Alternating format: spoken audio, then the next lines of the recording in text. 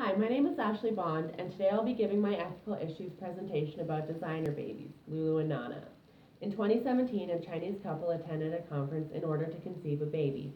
The father was infected with HIV, and they did not want to pass this disease on to the child. A scientist named He Jiankui edited the embryos in an attempt to make the embryo resistant to HIV.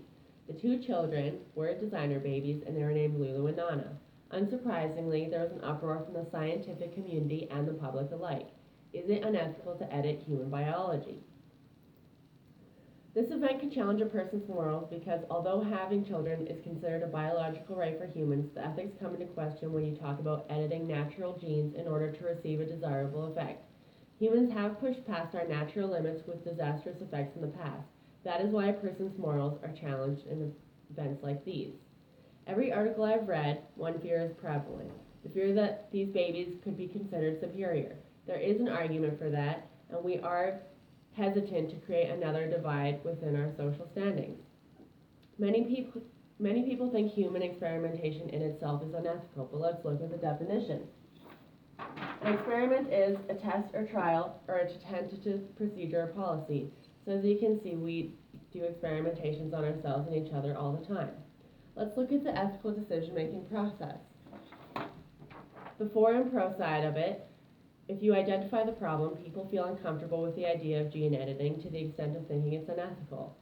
If you're gathering information, you'll realize that these claims have been prevalent throughout the conception of gene editing in the 70s. If you determine the ethical approach, science is a ever pushing forward experience, and we should proceed with extreme caution. Making a decision, parents have the right to take action in regard to well-being of their offspring, if they are well informed, especially about negative consequences. Taking action, strict rules and oversight should be observed.